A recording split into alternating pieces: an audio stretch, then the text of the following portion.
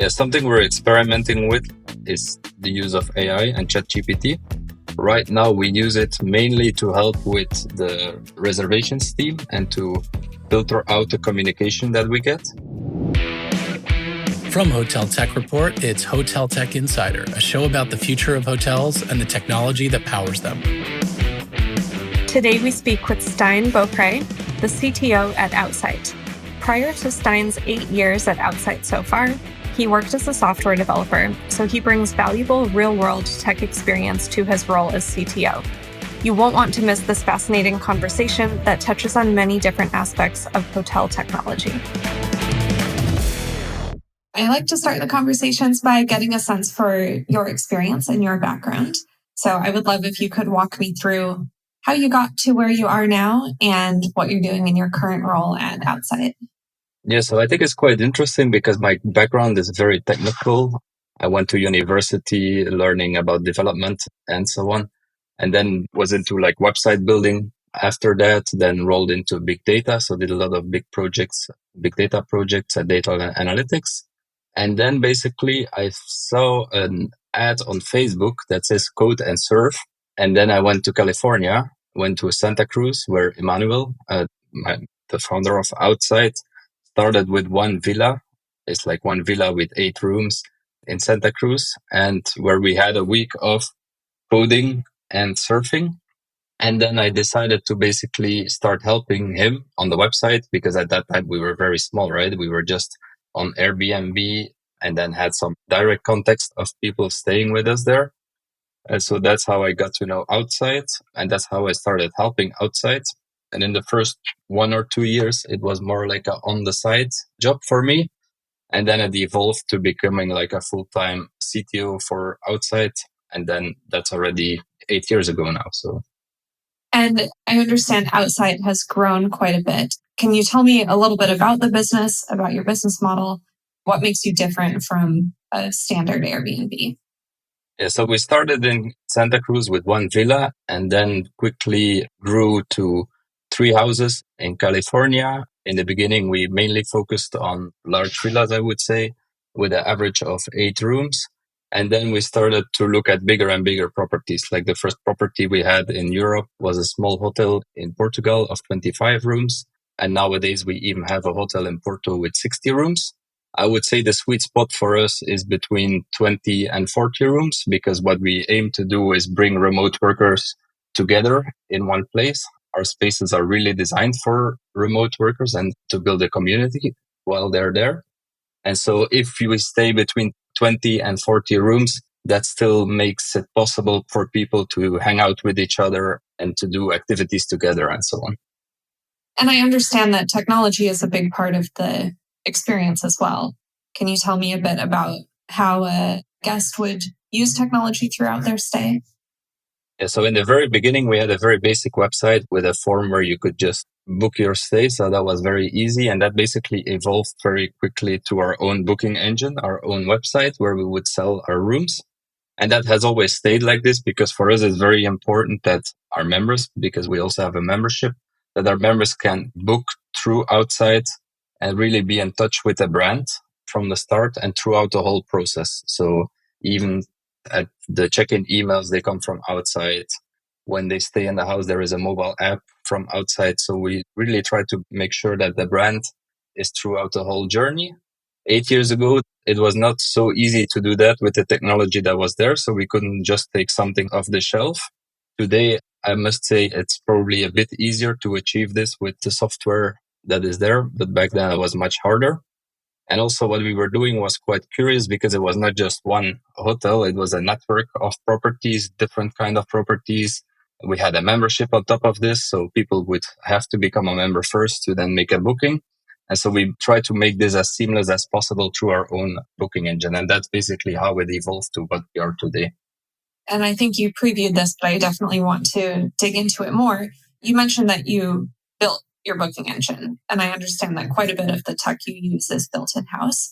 Tell me how that works, having an in-house product team, which certainly is different than your standard hotel. Yeah, so it also became because I was a developer. So in the beginning, it was just me building on the website and building the booking engine and so on. And then at some point we started integrating with Cloudbeds because what we were aiming to do was build a layer on top of our PMS to provide a very good experience to the members, and everything underneath it. Like, we didn't want to build a whole PMS because we didn't have the resources to do that. And that wouldn't make a lot of sense either. And so in the beginning it was just me. Today we are a team of 3 in the product team. So it's myself, a developer, and a product designer. And so because of this small team, we are able to build a lot of in-house. And today it's still our website and booking engine. We also make our mobile app in-house. And then everything that has to do with like sending emails, revenue management, and a lot of integrations as well. And what do you feel are the advantages to doing those things in-house rather than working with a vendor or a third party? Well, it's much easier to really build it in the way we imagine it, right? Like, one of the features that we have is that a member can really make a trip. It's like a basket we have on our website. It's not something you typically see in a booking engine. Usually you just book one room in one property and you add some add-ons and that's it. With Outsite, you can really make a trip. So you could decide to spend a month in Portugal, followed by a few weeks in France, and then go to Bali for a few weeks. And you can all do that in one basket. Add maybe a membership if you're not a member yet, and then check out. So this is very tailored to the experience we want to bring. And then we can also layer other things on top of that. For example, you can see who you're going to stay with in the house. So it's like a bit of a social layer we built in that as well. Having your own product team makes that possible. Whereas if you would have to work with either the booking engine from the PMS or other booking engine solutions, you would really have to like customize it a lot, and it will never be where you want it to be. Or for the member or potential guest, it would feel like a very fragmented journey where first they're in touch with your website that has the beautiful branding. Then they go to the booking engine that already looks a bit different than the website, but still maybe has the logo. And then when they get an email, it looks a bit different again. We're really able to maintain our brand across these different channels, which is really helpful. For hoteliers who might not be familiar with how product would work within an organization, can you tell me a bit about how your team decides what to work on, and who are the stakeholders you work with at Outsite?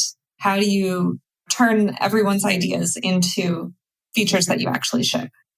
So we're a fairly small team. I would say in our HQ is remote, so everybody's everywhere because we're, of course, eating our own dog food by being remote.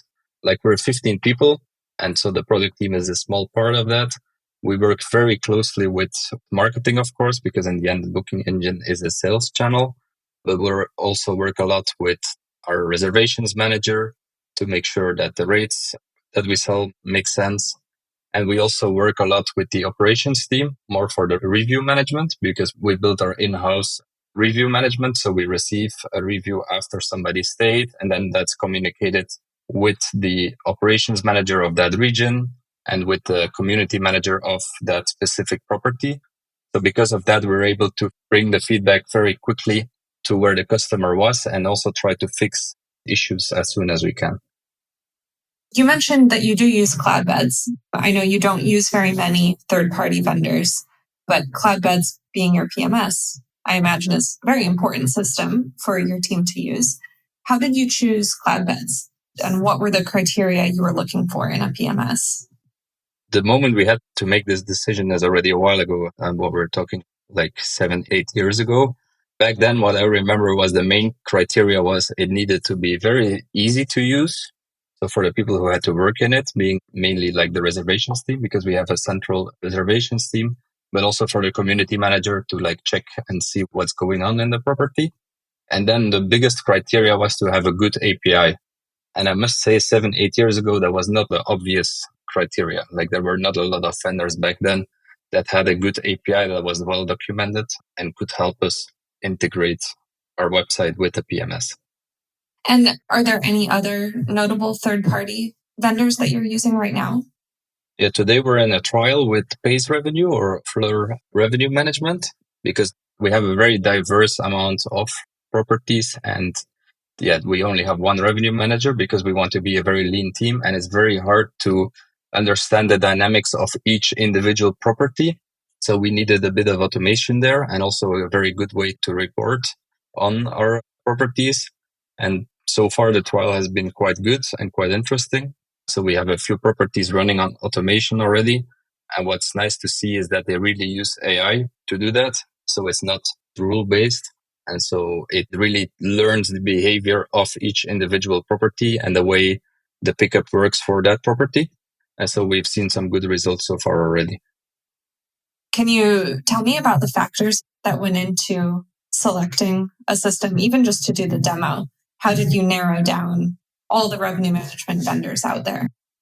So the revenue management software or all the options we are looking at today, it's fairly fresh because Cloudbets only started integrating with revenue management software like fairly recently. I would say it started maybe like half a year ago, maybe a year ago now. And so our options were a bit limited because of that. Of course, the amount of options there is getting larger and larger, which is a good thing. But then it's really about, well, one, price is of course important because we are not a very typical, we're sometimes a bit a curious organization in a way that we have a lot of different properties. They're quite small. We're in a lot of different regions and different countries. And so even though today we have like almost 600 rooms, it's not all in one building. So for pricing, it's sometimes a bit of a curious conversation we have there. So that's one factor. And another factor is to really make sure that our revenue manager, that it really becomes like a second revenue manager in the team and not something we need to manage and spend a lot of time on. I want to talk about your mobile app. So most of the software we've talked about so far is sort of on the back of house side of operations. Talk to me a bit about your mobile app and your guest-facing technology. Yeah, so we introduced the mobile app almost 2 years ago now. And the main goal was to enhance the guest experience from the moment somebody checks in, because we didn't believe that having a mobile app would be the first thing somebody installs when they're not staying with us yet. So for new customers, and that level of entry to me seems pretty high to first install the app and then make a booking through there. So we really focused on the guest experience.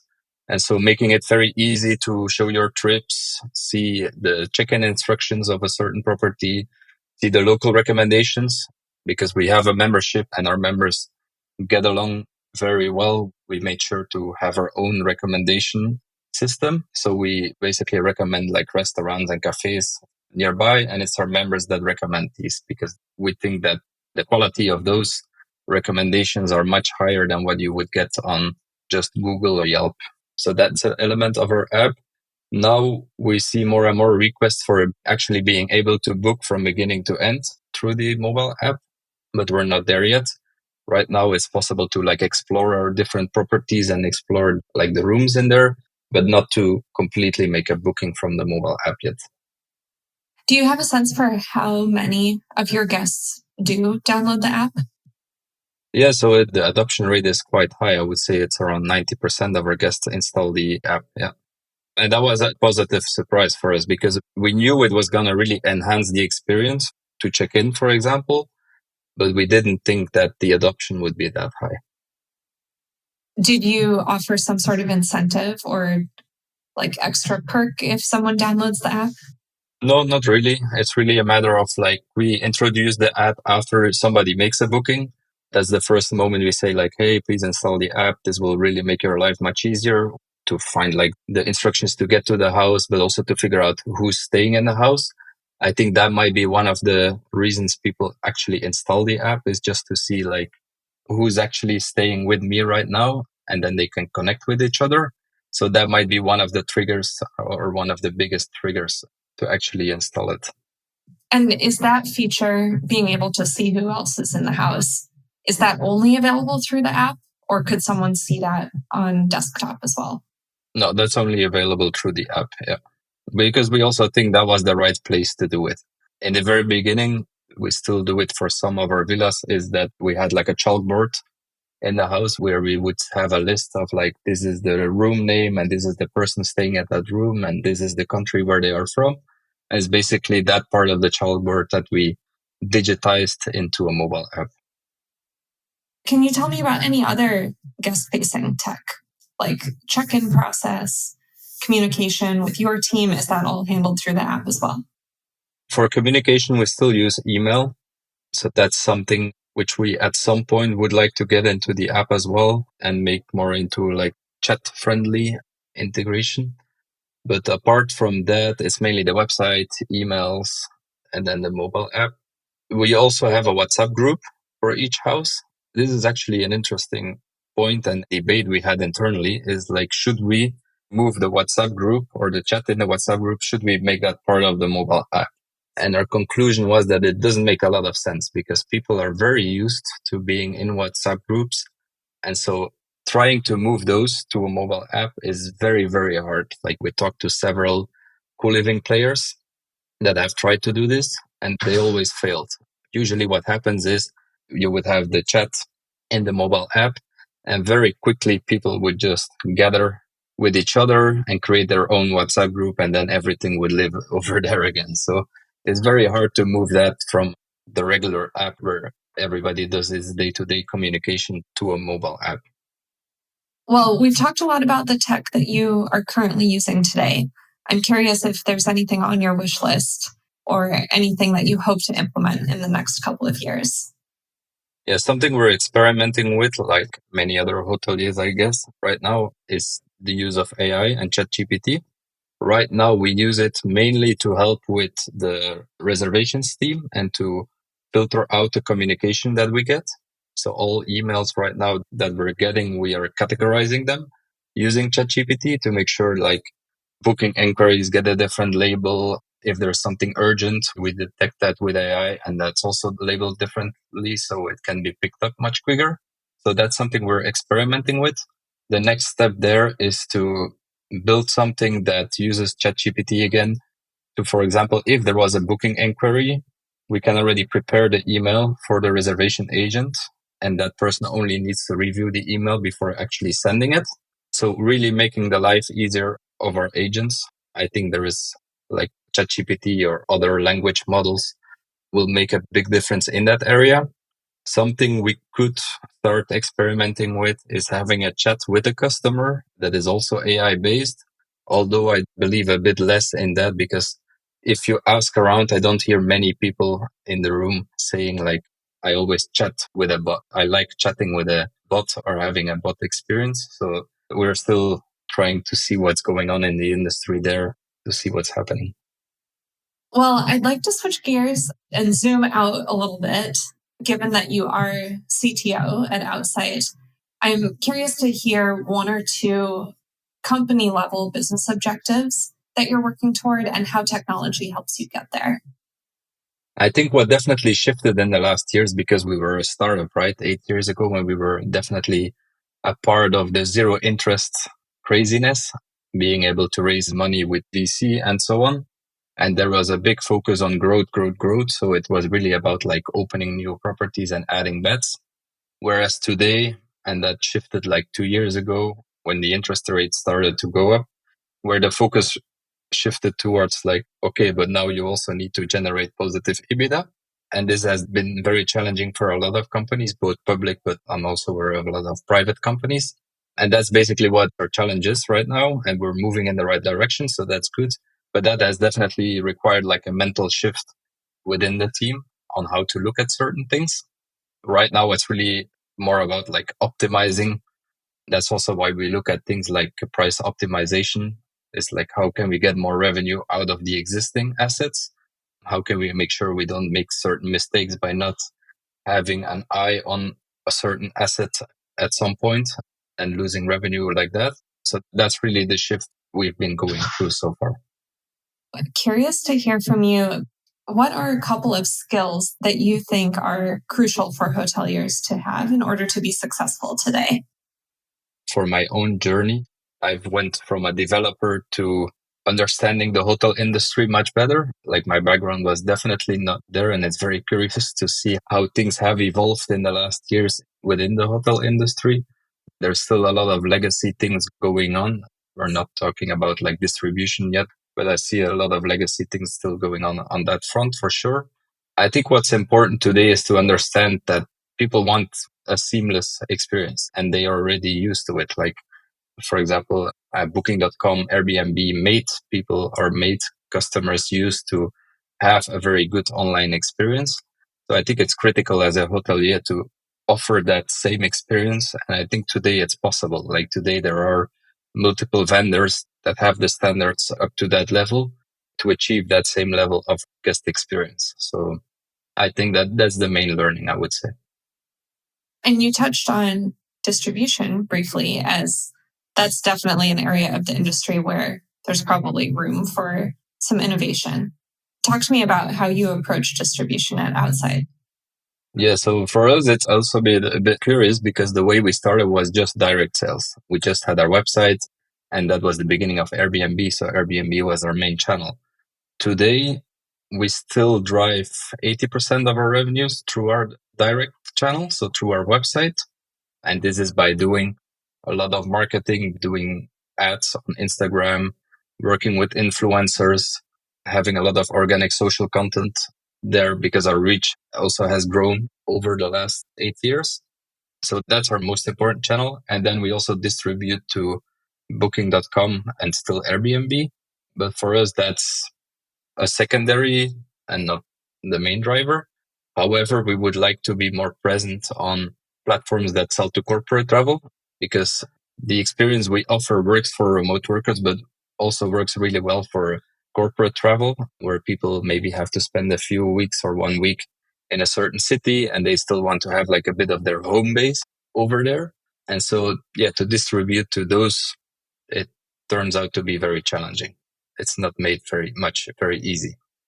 Is there additional software you would need to implement to reach those travelers, or how are you working on tackling that challenge? Yeah, so there what we see is that you have to go to like the traditional GDS providers, and to even be listed through them, like the requirements are already quite high. You already have to be like a bigger hotel with a certain ADR and so on. So the level of entry is already fairly high. And then it's still very tedious to manage all the inventory we have and all the content we have around this inventory if we want to distribute that to the different channels. Like we're a small team, like it's impossible to keep all these content up to date across the different channels. And that's not so easy. Although even there, like even today, I talked to a player that is trying to solve this. So maybe in a few years, it will become much easier. Well, last question, which is always a fun one. Curious to hear from you one thing that you believe about technology in the hospitality space that you think other hoteliers or peers in the industry would disagree with.